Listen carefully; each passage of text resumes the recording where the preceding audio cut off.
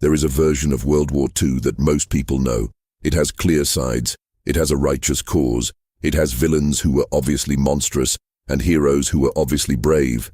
It has a beginning defined by aggression and an ending defined by liberation. It is taught in schools, commemorated in museums, and retold in films that almost always end with some version of triumph. That version is not entirely false, but it is incomplete in ways that matter deeply, and the parts that have been quietly set aside are not minor footnotes. They are, in many cases, the parts that reveal how the war actually worked. What follows is not a revision of history designed to redistribute blame or to diminish the suffering of those who were victimized by fascism. It is something more uncomfortable than that. It is an account of how a war that is remembered as the clearest moral conflict of the 20th century was carried out through systems, institutions, and procedures that were not always clean, not always just, and not always different in method from the systems they claim to oppose. It is an account of how paperwork enabled massacre, how silence protected perpetrators, how legality and morality quietly separated from each other and were never fully reconciled, how ordinary men inside ordinary bureaucracies made decisions whose consequences were anything but ordinary and then went home and ate dinner. The war did not begin in a single moment of madness. It accumulated. It was built through years of institutional decisions, diplomatic failures, economic pressures, and ideological movements that most governments in the world watched with varying degrees of concern, calculation, and indifference. By the time the shooting started in earnest, the machinery that would allow industrial-scale atrocity had already been assembled, tested, and normalized within the borders of Germany. The outside world had been watching. The outside world had, in many cases, been quite aware of what was happening. That awareness and the decisions made in response to it are the first of many truths that history books tend to handle with considerable care. By 1938, the nature of the Nazi regime was not a secret. It was reported in newspapers. It was documented by diplomats. Jewish refugees were arriving in Western Europe and the United States with first-hand accounts of what was happening inside Germany. The Nuremberg laws had been in place since 1935, stripping Jewish Germans of citizenship in explicit legal language. Kristallnacht, the coordinated nationwide pogrom of November 1938, was covered by foreign journalists who watched storefronts shatter and synagogues burn. The United States State Department had detailed reports. British foreign intelligence was well informed, and the response from the democratic world was, with very few exceptions, a careful and deliberate restriction of immigration that left hundreds of thousands of people with no legal path to safety. The Evian Conference of 1938 brought together representatives from 32 nations to discuss the refugee crisis created by Nazi persecution. The conference lasted 11 days. It produced no binding commitments and no meaningful increase in refugee quotas. The United States did not offer to raise its own immigration limits. Britain declined to open Palestine to unrestricted Jewish immigration. Australia stated openly that it did not wish to import a racial problem.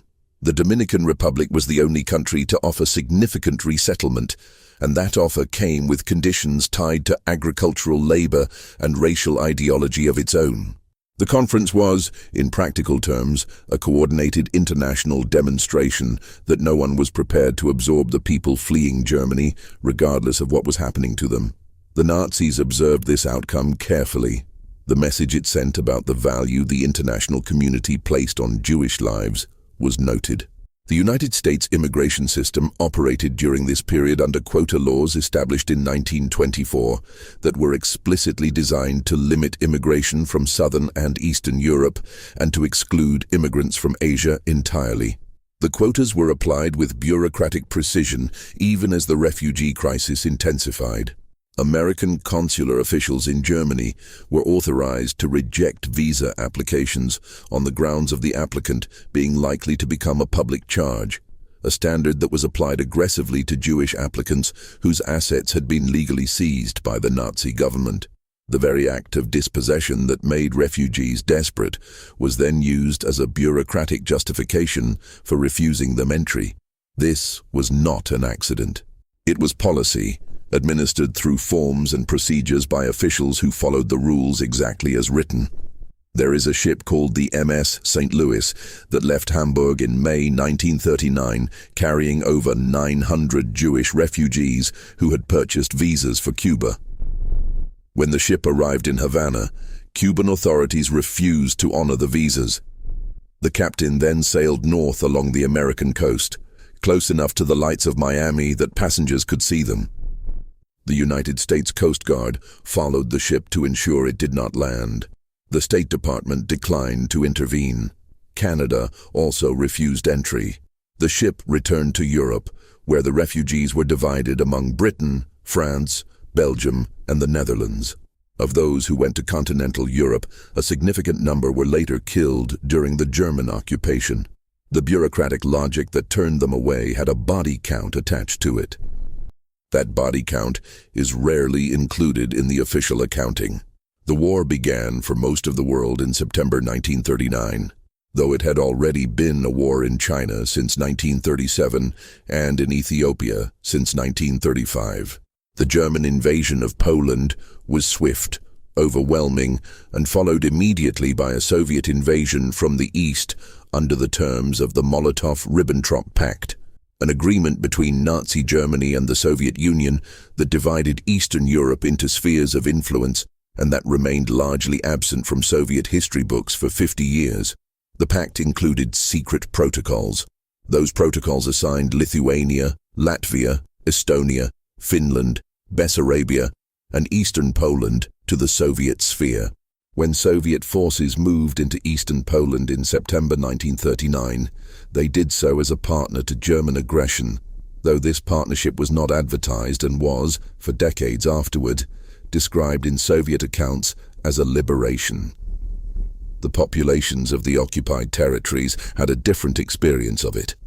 In the months following the Soviet occupation of eastern Poland, the NKVD conducted a systematic process of identifying and removing Polish military officers, police, intellectuals, and anyone deemed a threat to Soviet authority. This process culminated in the spring of 1940 in what became known as the Katyn massacre, the execution of approximately 22,000 Polish officers, police, and civilians in a series of forest sites in western Russia. The executions were carried out methodically, prisoner by prisoner, with a bullet to the base of the skull. The records were kept. The orders were signed. The bodies were buried in mass graves in the forest at Katyn, at Kalinin, and at Kharkiv.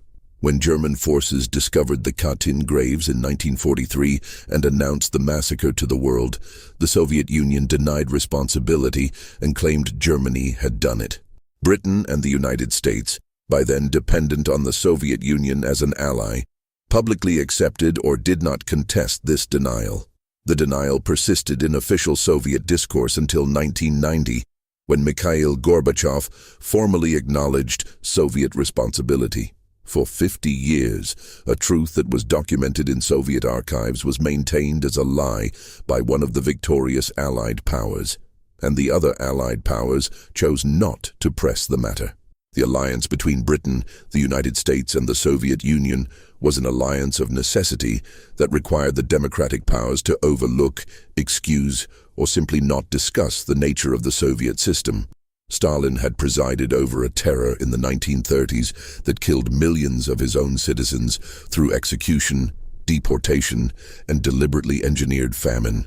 The Ukrainian famine of 1932 and 1933, known as the Holodomor, killed between 3.5 and 7 million people through a combination of grain confiscation, movement restrictions, and administrative violence. This was known in Western diplomatic circles.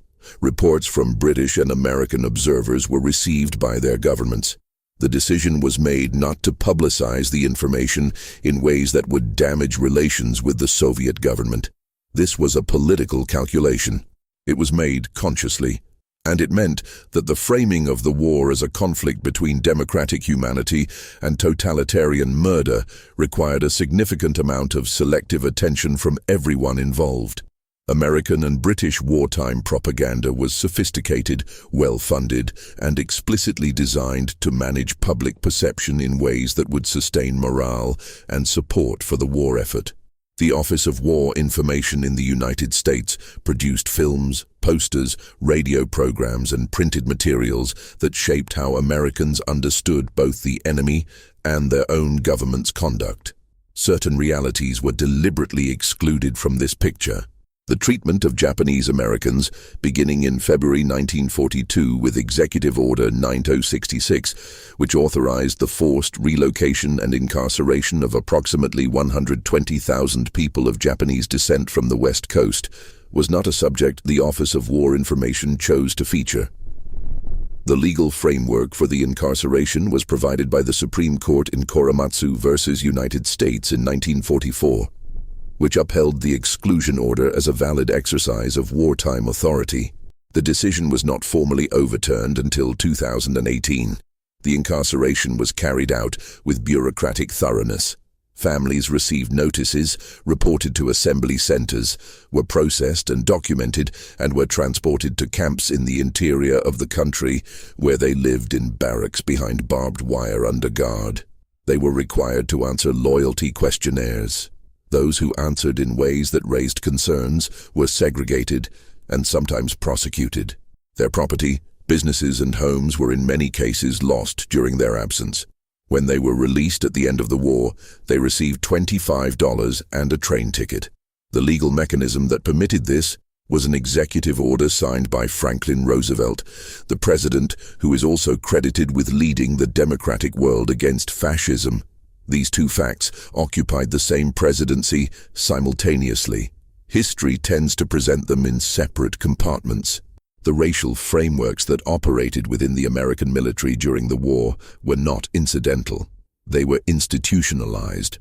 Black American soldiers served in segregated units under white officers, trained in segregated facilities, and were often assigned to service and labor roles rather than combat positions. Not because of demonstrated incapacity, but because of official policy. The Red Cross maintained separate blood supplies for black and white donors, despite there being no medical basis for this distinction. Black veterans returning from the war found that the benefits of the GI Bill were administered in ways that effectively excluded them from the educational and housing opportunities available to white veterans. The war that was fought for freedom and human dignity was fought by a military that was organized along racial lines that contradicted those stated values at every level of its structure. The Tuskegee Airmen, the 392nd Fighter Group, flew combat missions with distinction in the Mediterranean theater. Their record is now celebrated. What is less often discussed is that they fought the war under conditions designed to prove that they were incapable of fighting effectively, and that their success was received by portions of the military establishment not with acknowledgement, but with resistance. General Alvan Gillum chaired a board that studied the use of black soldiers in the war and produced a report in 1945 that recommended gradual and limited integration rather than full equality, framing the question as one of military efficiency rather than human rights.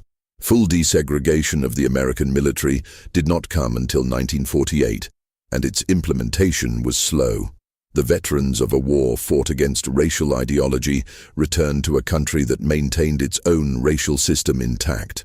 The conduct of Allied strategic bombing during the war is a subject that tends to be discussed in terms of military necessity and then not discussed much further. The bombing campaigns against German and Japanese cities killed hundreds of thousands of civilians. The doctrinal basis for area bombing, which is the deliberate targeting of civilian residential and industrial areas rather than specific military installations, was developed by the Royal Air Force under Air Chief Marshal Arthur Harris and was explicitly intended to destroy civilian morale and the will of populations to support the war. This was not a secret within the RAF. Harris wrote about it directly.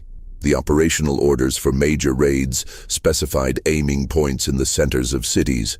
The intention was to kill civilians and destroy their homes on the theory that this would shorten the war.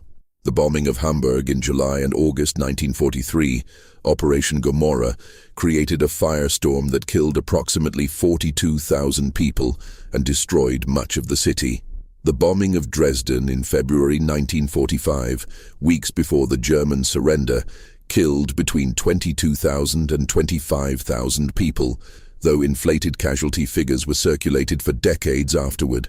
The bombing of Tokyo on the night of March 9th and 10th, 1945, using incendiary bombs against a city constructed primarily of wood and paper, killed somewhere between 80,000 and 100,000 people in a single night and destroyed 16 square miles of the city.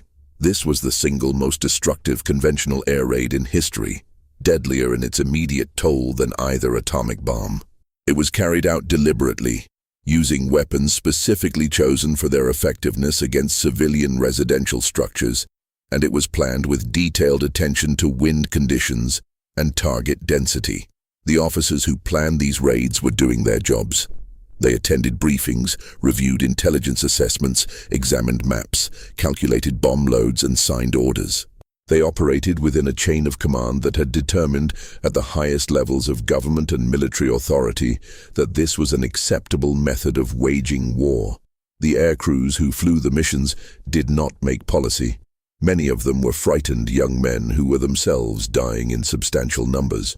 Between 1939 and 1945, the Royal Air Force Bomber Command lost 55,000 aircrew killed, a casualty rate that was among the highest of any service branch in the war.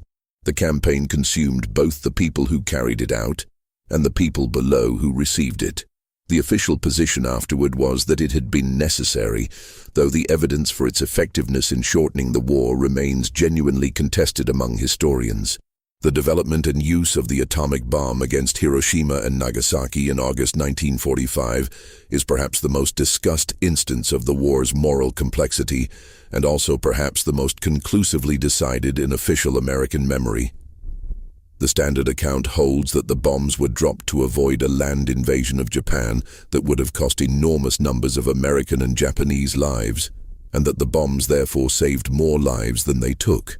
This account has been examined by historians for 8 decades, and the picture that emerges from the internal documents, the diplomatic cables, and the military assessments of the time is considerably more complicated than the standard account suggests. The Japanese government was, in the summer of 1945, engaged in diplomatic efforts through the Soviet Union to seek an end to the war. American signals intelligence had intercepted communications from the Japanese Foreign Ministry indicating a desire to negotiate, though on terms that included the preservation of the imperial institution. American decision-makers were aware of these communications. The decision to drop the bombs was made without making any formal response to the Japanese diplomatic overtures. The casualty estimates for a land invasion that are cited in justification for the bombs varied enormously and were not, at the time, the primary concern driving the timeline of the decision. Secretary of War Henry Stimson's diary and other contemporary documents suggest that the desire to end the war before Soviet involvement became extensive, and the desire to demonstrate the bomb's power to the Soviet Union were significant factors in the timing of the decision. The bomb dropped on Hiroshima on August 6, 1945, killed between 70 and 80,000 people immediately. The bomb dropped on Nagasaki on August 9th, killed between 40 and 50,000 people immediately. The total death toll from both bombs, including those who died in subsequent months and years from radiation-related illness, is estimated at between 150,000 and 250,000 people. Most of the dead were civilians. The city of Hiroshima had been deliberately selected in part because it had not been significantly damaged by conventional bombing, which meant that the effects of the new weapon could be assessed without complication. The scientific and strategic value of a clean measurement was a factor in choosing where to kill people. Returning to Europe and to the mechanisms by which the Holocaust was administered, one of the most thoroughly documented and least emotionally processed aspects of the genocide is the degree to which it functioned as a bureaucratic enterprise. The identification of Jewish populations in Germany and in occupied territories was accomplished through census data, registration records, and in some cases through Jewish community organizations that were required by German authorities to maintain lists of their own members. The transportation of deportees to killing centers was handled by the German National Railway, the Reichsbahn, which issued tickets for deportees, billed the relevant agencies for transport, and maintained schedules. The trains that carried people to Auschwitz ran on timetables. Paperwork was filed. Invoices were submitted. The machinery of a functioning national transportation system was applied to the task of moving people to their deaths, and it operated with the competence that is normally associated with running trains on time. Adolf Eichmann, the SS officer responsible for the logistical coordination of the deportation of European Jews to the killing centers, was not a sadist in the clinical sense. Hannah Arendt, who covered his trial in Jerusalem in 1961, described him as a man of mediocre intelligence who had organized and carried out mass murder primarily by following orders and advancing his career within a system that defined mass murder as an administrative function. He was good at scheduling. He was attentive to jurisdictional questions.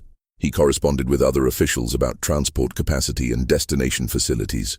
He was, within the system in which he operated, a competent bureaucrat. The system in which he operated was organized around killing. He was captured in Argentina in 1960, having lived there under a false identity for 15 years after the war, assisted in his escape by networks that included elements of the Catholic Church and various sympathetic organizations operating across Southern Europe and South America. The escape routes used by Nazi war criminals after the war, commonly known as rat lines, were not a chaotic improvisation. They were organized networks with institutional support. Bishop Alois Hudal, an Austrian bishop based in Rome, assisted in the escape of a number of war criminals, including Franz Stangl, the commandant of the Treblinka extermination camp, where approximately 900,000 people were killed. Stangl escaped to Brazil, where he worked at a Volkswagen factory until he was identified and extradited in 1967. He gave interviews before his death in which he described his role at Treblinka in terms of administrative responsibility rather than personal culpability. He expressed concern not for his victims, but for what he described as the weight of what he had been required to do. The architecture of his self-understanding had survived intact. The International Military Tribunal at Nuremberg, which tried major Nazi war criminals between 1945 and 1946, was in many respects a genuine effort to establish accountability for crimes of a scale and nature that had no existing legal framework. The concept of crimes against humanity was developed partly in response to the specific need to prosecute actions that were technically legal under German law at the time they were committed. This was a significant legal innovation, and it has had lasting influence on international law. It was also a tribunal conducted by the victorious powers, who were exempt from prosecution by their own authority over the proceedings. The Soviet judges, who sat at Nuremberg, had not been asked to answer for Katyn. The American judges, who sat at Nuremberg, had not been asked to answer for the firebombing of Tokyo. The British judges had not been asked to answer for Dresden. This was noted at the time by some defense attorneys and was explicitly incorporated into some defense strategies without success. The subsequent Nuremberg trials, the series of 12 trials conducted by the United States alone between 1946 and 1949, addressed a wider range of defendants including doctors, judges, industrialists, military commanders, and SS officers. The doctors' trial revealed the extent to which German medical professionals had participated in, and in many cases enthusiastically designed programs of human experimentation and mass murder. The experiments conducted on prisoners in concentration camps included hypothermia experiments that immersed prisoners in ice water for hours while monitoring their vital signs. They included experiments with sulfonamide drugs conducted on prisoners at Ravensbrück, who had wounds deliberately inflicted and then infected with bacteria. They included high-altitude experiments conducted in low-pressure chambers at Dachau, that killed a significant proportion of subjects. They included a program at Auschwitz under Josef Mengele that focused on twins and people with physical anomalies, involving procedures that served no therapeutic purpose and produced no significant scientific findings, but killed and permanently harmed a large number of children and adults. The doctors who conducted these experiments were medical professionals who had passed licensing examinations and held academic positions. Some of them had published research in peer-reviewed journals. The institutional structures of German medicine had been largely aligned with the Nazi state's racial and eugenic programs through a process of professional coordination that most physicians accepted without organized resistance. The German medical profession had expelled its Jewish members before the war began. It had participated in the euthanasia program that killed disabled Germans beginning in 1939. By the time the concentration camp experiments were underway, the professional norms of German medicine had been reconfigured to accommodate them. The doctors who signed death certificates for euthanasia victims, who designed the gas chambers at Auschwitz in consultation with engineers from the construction firm Topf and Sons, who administered lethal injections in the children's wards of hospitals, were working within a professional context that had been systematically restructured to make these actions consistent with their institutional roles. The industrial participation in the Holocaust is a chapter of the war's history that was addressed at Nuremberg in the trials of industrialists including Friedrich Flick, the directors of IG Farben, and the Krupp family. The IG Farben trial revealed that the chemical conglomerate had built a synthetic rubber plant at Auschwitz using concentration camp labor, had conducted drug experiments on camp prisoners, and had produced Zyklon B, the pesticide that was used in the gas chambers. The plant at Auschwitz, known as Buna Monowitz, was the site of one of the largest concentrations of forced labor in the German war economy. Laborers selected from incoming transports worked under conditions that were calculated to extract maximum productivity before death, supplemented by new arrivals to replace those who died. The economics were explicit. The cost of a concentration camp laborer was lower than the cost of maintaining a free worker. Mortality was built into the calculation. Of the 24 directors of IG Farben who were tried at Nuremberg, 13 were convicted and received sentences ranging from 1.5 to 8 years. Most were released early. By the early 1950s, many had returned to prominent positions in the West German chemical industry. Karl Krauch, convicted of slavery and mass murder, was released in 1950 and resumed his career.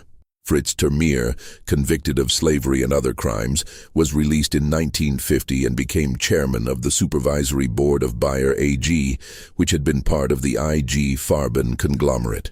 The companies that had profited from forced labor and participated in the Holocaust were restructured and continued to operate as major corporations in the Federal Republic of Germany.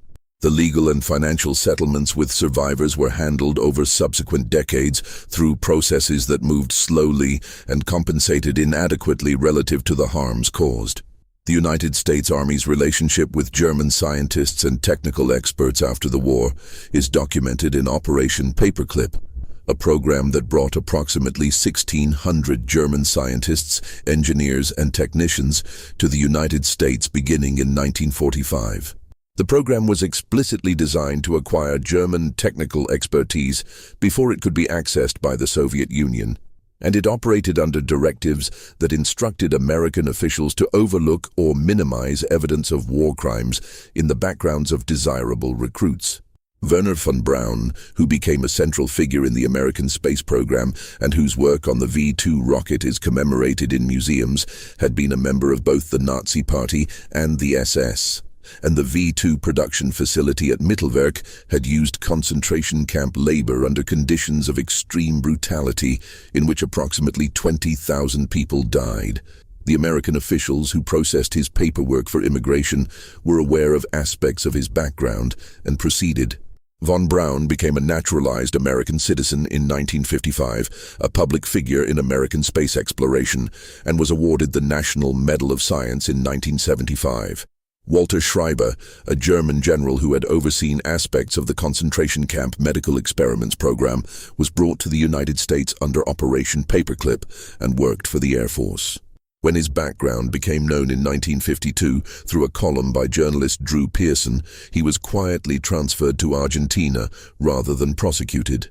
Arthur Rudolph, who had been the operations director at Mittelwerk and was directly responsible for the conditions that killed thousands of concentration camp laborers, worked for NASA for decades and was one of the principal managers of the Saturn V rocket program.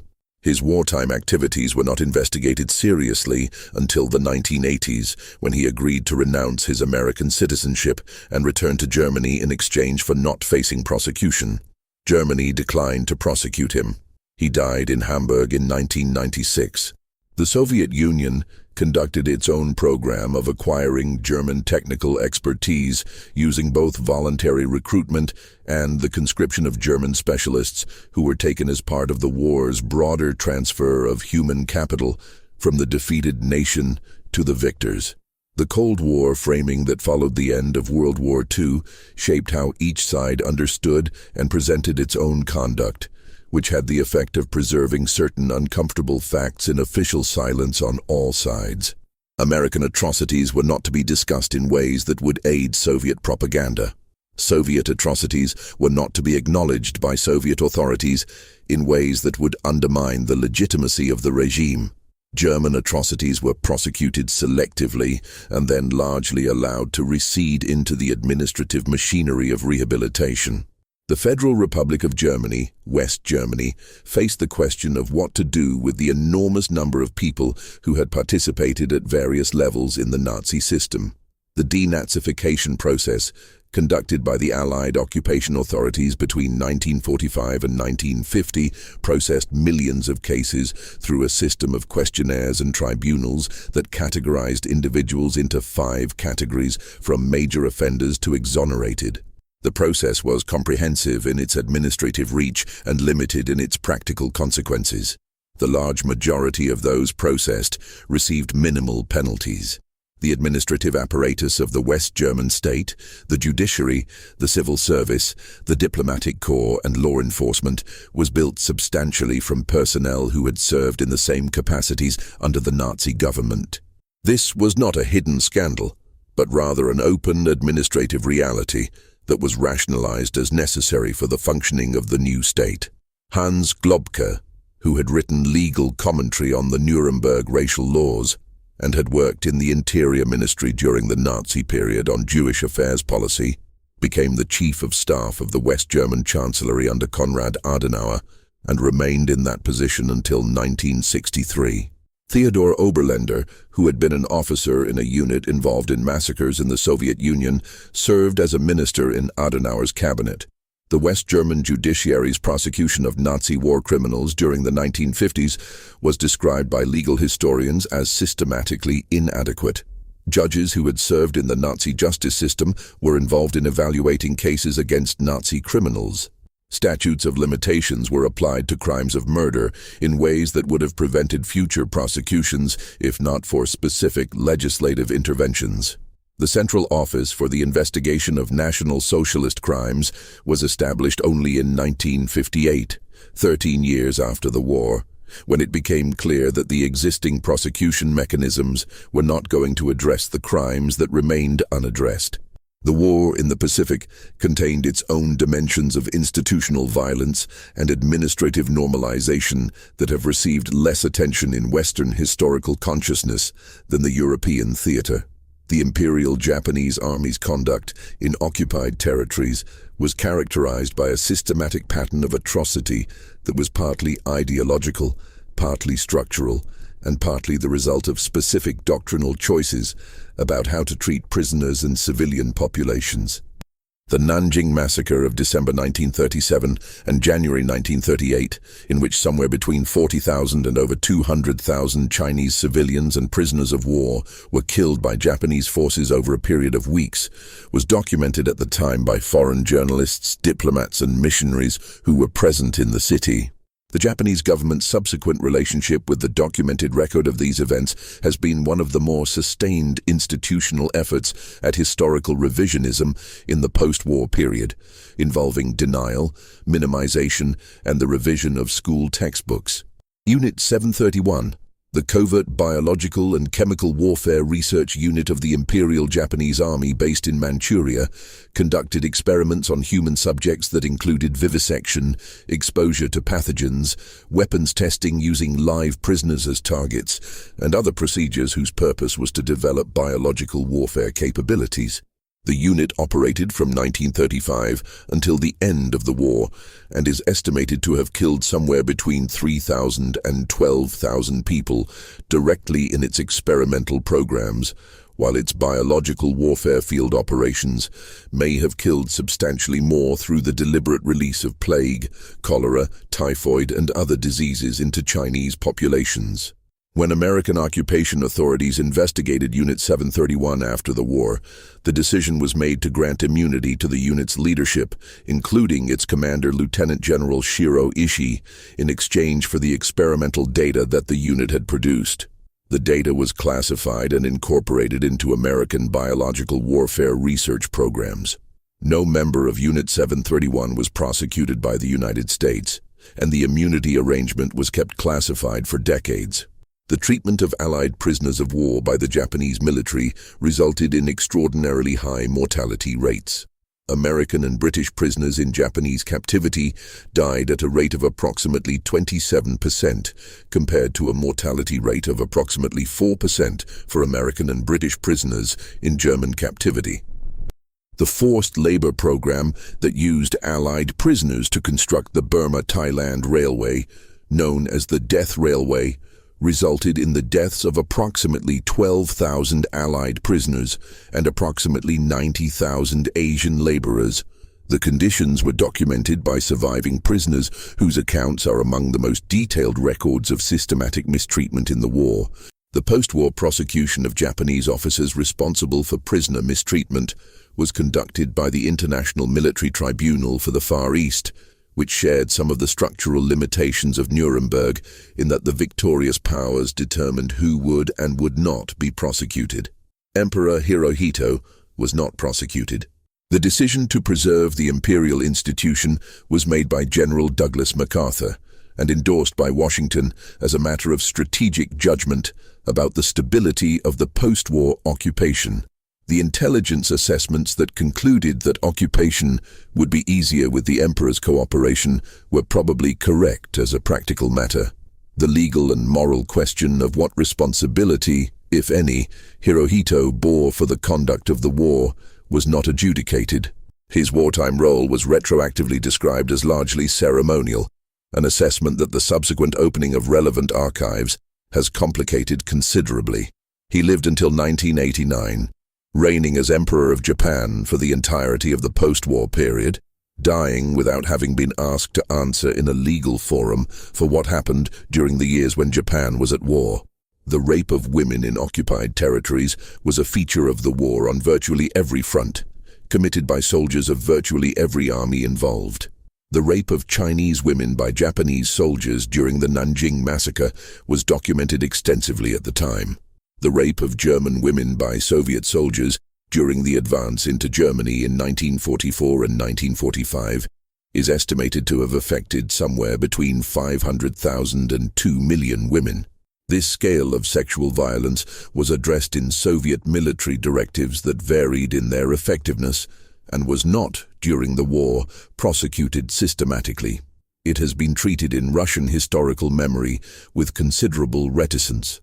The rape of women in liberated France, Belgium, and the Netherlands by American soldiers was documented in military records and suppressed from public awareness through a combination of military justice proceedings that frequently resulted in light sentences or no charges, and a deliberate policy decision not to publicize incidents that would damage the image of the liberating forces.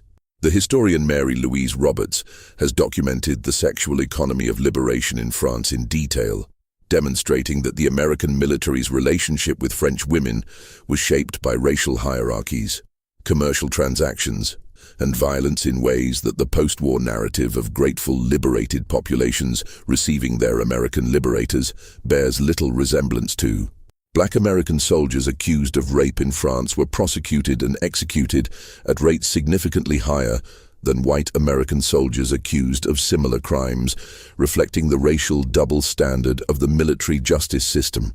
The official record of American conduct in liberated Europe was managed by military public relations operations and by the wartime censorship apparatus that controlled what journalists could report.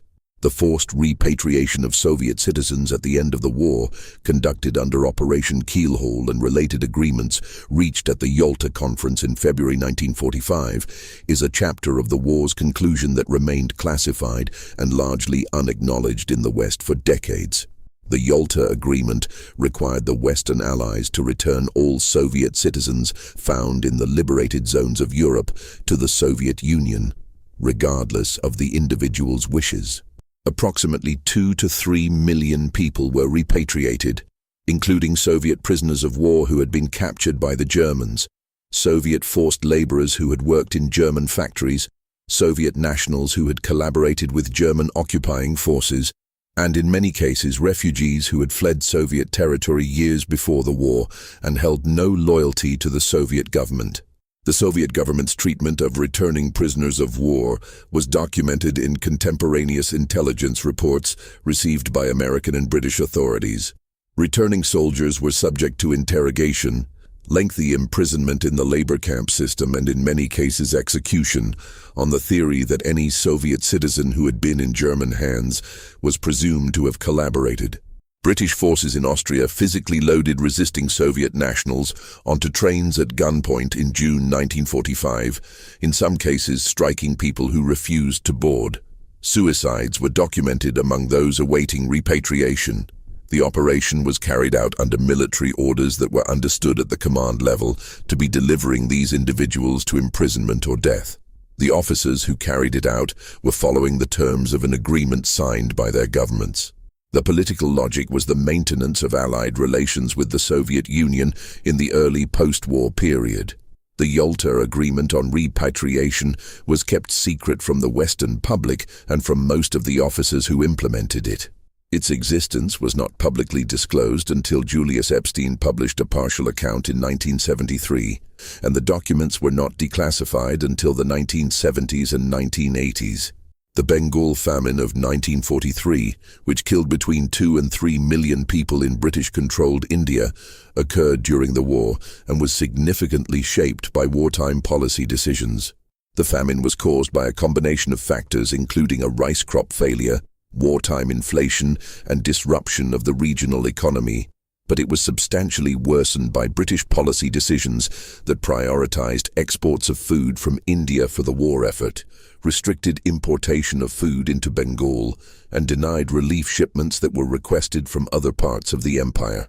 Winston Churchill's personal attitudes toward India and toward the famine were reflected in communications from this period that expressed hostility to diverting resources to what he described as a beastly people with a beastly religion.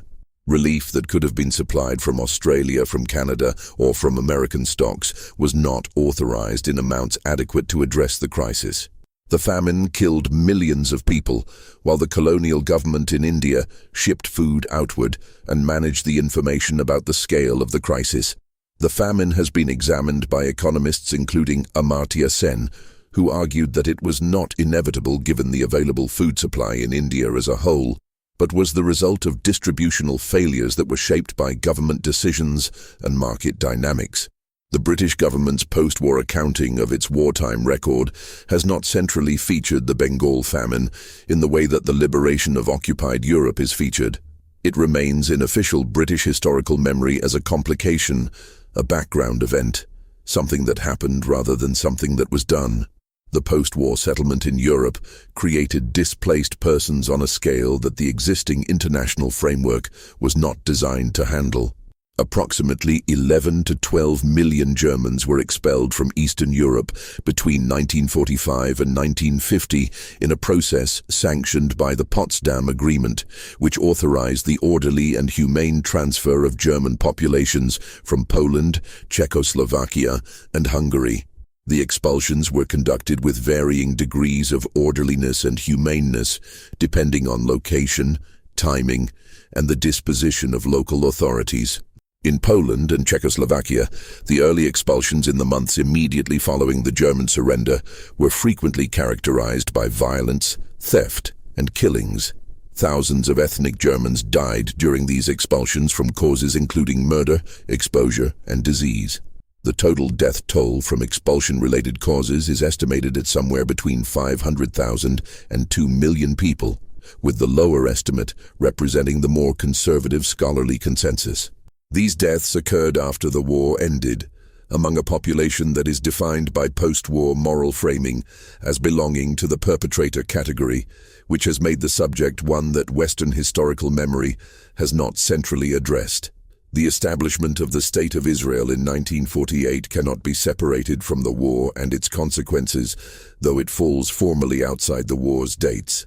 The decisions made during the war about Jewish immigration, the failure of rescue efforts, the conduct of the war itself, and the post-war displacement of European Jewish survivors all contributed to the political and moral urgency behind the creation of a Jewish state in the former British Mandate territory of Palestine. The creation of Israel was also accompanied by the displacement of approximately 700,000 Palestinian Arabs who became refugees in neighboring countries, in what Palestinians refer to as the Nakba. This displacement was a consequence of a war of independence in 1948 that followed the partition plan endorsed by the United Nations, and it was a consequence of specific military operations during that war. The story of the Holocaust's survivors finding a homeland and the story of Palestinian displacement are not separate stories. They are entangled consequences of the same set of events, and the tendency of Western historical consciousness to hold them in separate frames reflects the political priorities of the post-war period rather than the actual causal relationships between them. The medical knowledge gained from the concentration camp experiments at Dachau, Ravensbrück, and other sites presented the post-war medical and scientific community with an ethical question about whether data obtained through the murder and torture of prisoners could be used for legitimate scientific purposes. The hypothermia research conducted at Dachau, which involved the immersion of prisoners in ice water for extended periods, while their physiological responses were monitored and recorded, produced data that was detailed and in certain respects was not available from any other source. This data was classified and evaluated by American military medical authorities in the months after the war. The question of whether to use it was debated. Dr.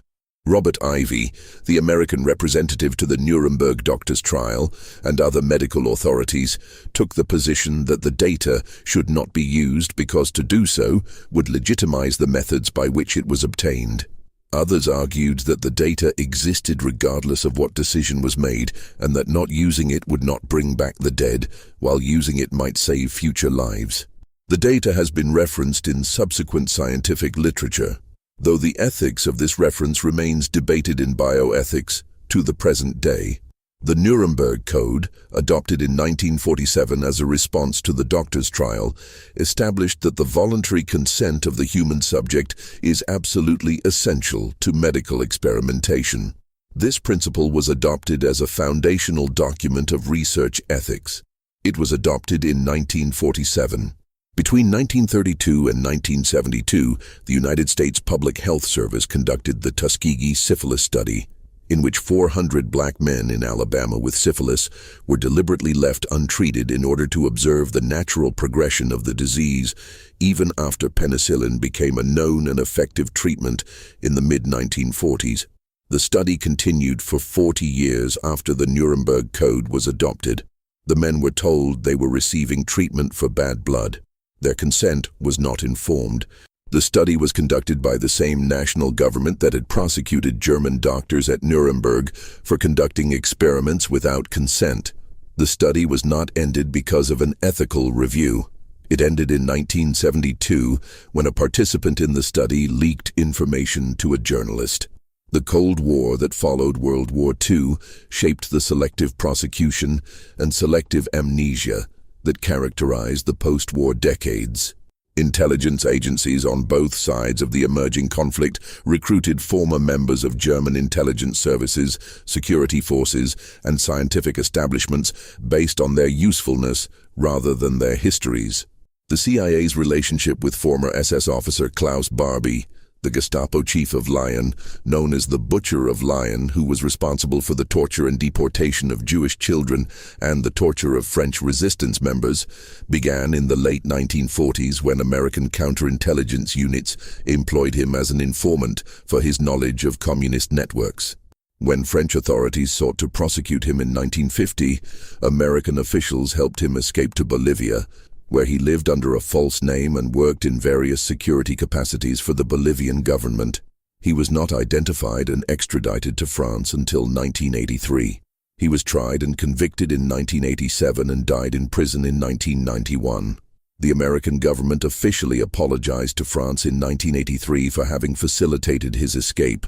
The use of German intelligence in the early Cold War was formalized in the Gehlen Organization, an intelligence network established by former German military intelligence chief Reinhard Gehlen and taken over by the CIA and later the West German government.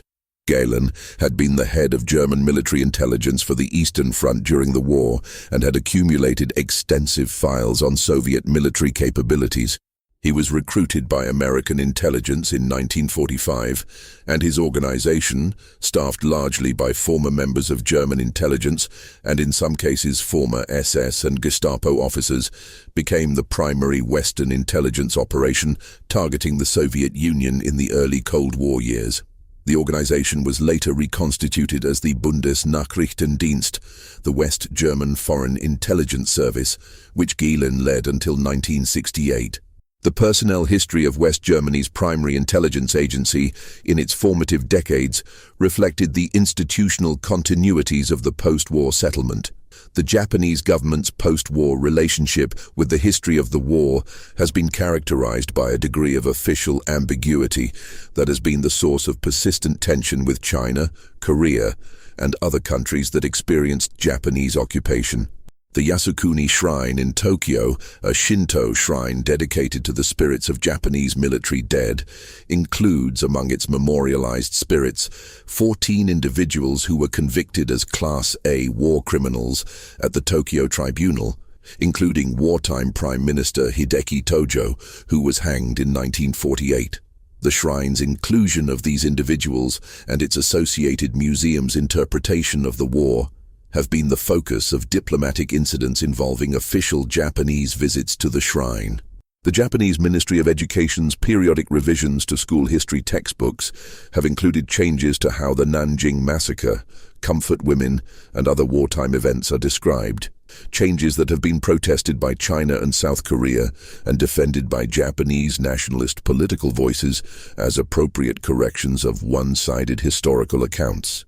The system of comfort women, the military's forced prostitution program, in which women, primarily Korean, Chinese, and other Asian women, were coerced into sexual slavery to serve Japanese military personnel, involved somewhere between 20,000 and 200,000 women by various estimates, with the range reflecting the significant gaps in the documentary record due to the destruction of records at the end of the war.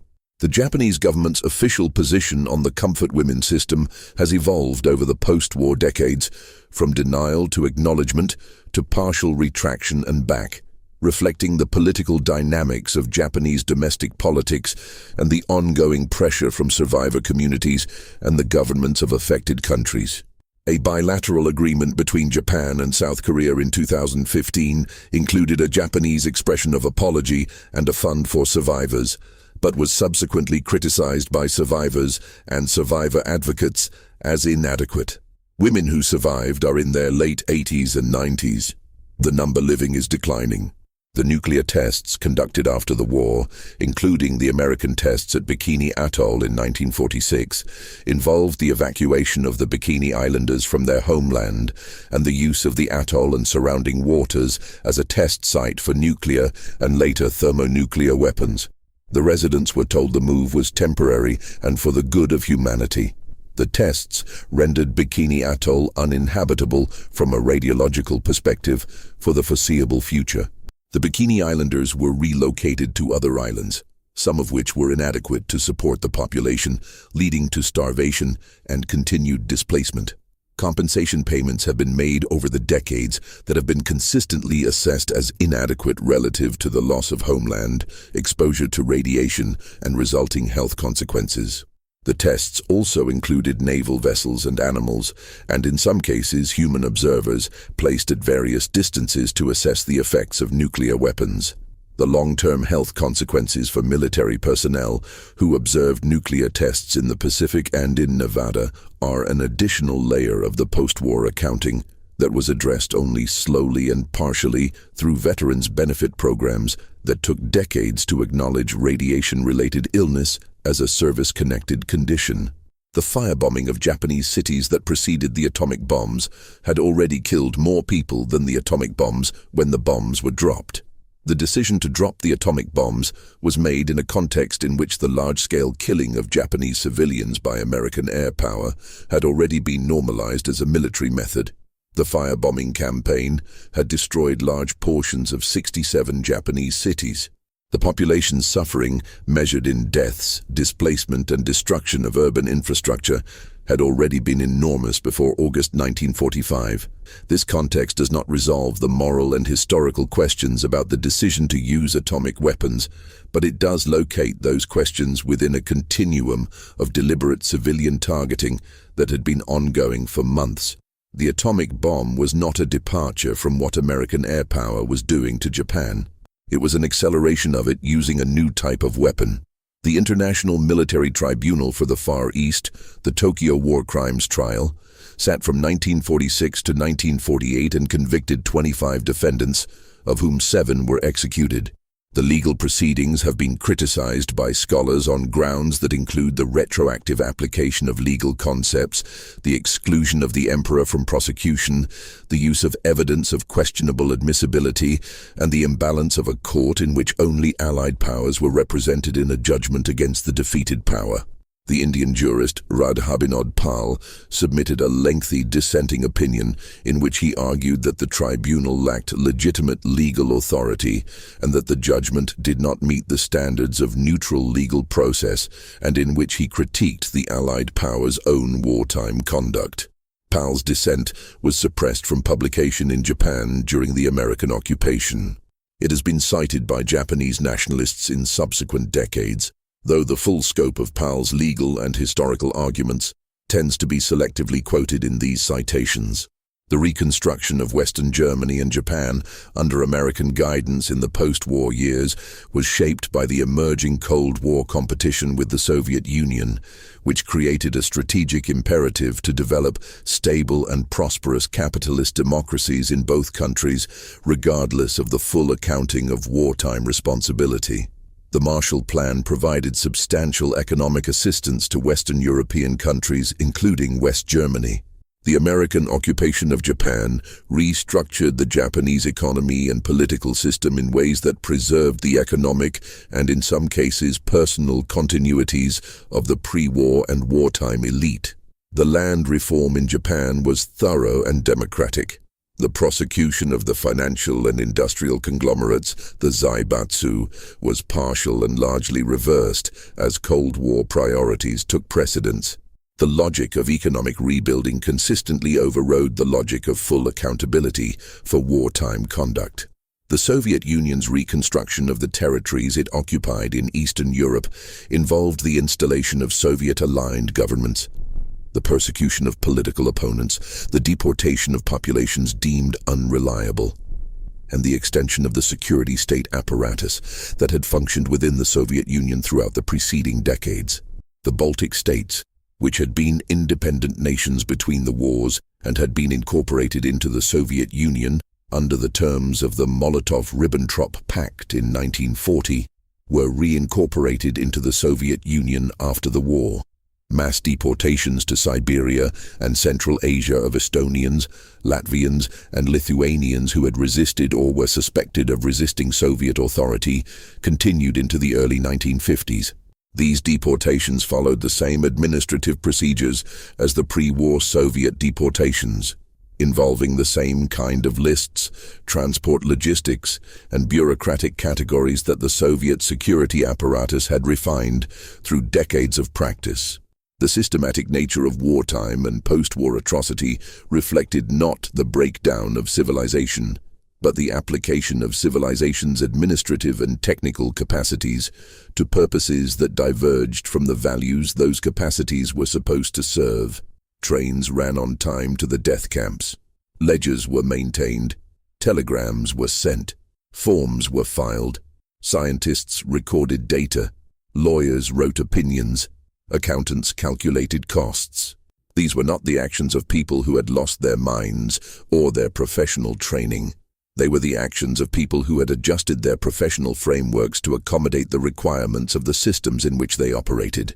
The adjustment was not always conscious. It was often gradual. It proceeded by small steps, each of which was individually manageable, until the accumulation of steps had carried people and institutions far beyond any point that most of them had consciously intended to reach. The Allied soldiers who liberated the concentration camps in the spring of 1945 were not psychologically prepared for what they found, though their intelligence services had information about the camps. General Dwight Eisenhower ordered extensive documentation of what was found, requiring film crews, photographers, and journalists to record the evidence. He required local German civilians to be brought to the camps to witness the conditions. He anticipated, apparently correctly, that there would be attempts in the future to deny what had happened. The documentation he ordered has served as a permanent evidentiary record. Eisenhower's foresight about denial was prescient, but also revealing. It suggested that the conditions for historical revisionism were already visible to Allied commanders at the moment of liberation. The war was ending. The struggle over its meaning was already beginning. The liberation of the camps did not immediately solve the problem of the survivors. The displaced persons camps in which survivors of the concentration camps, forced laborers and refugees were housed after the war were in many cases inadequate, overcrowded, and poorly administered in the months immediately following the German surrender. Jewish survivors who sought to return to their homes in Poland found in some cases that their homes had been occupied by others during the war and that local attitudes toward their return were hostile.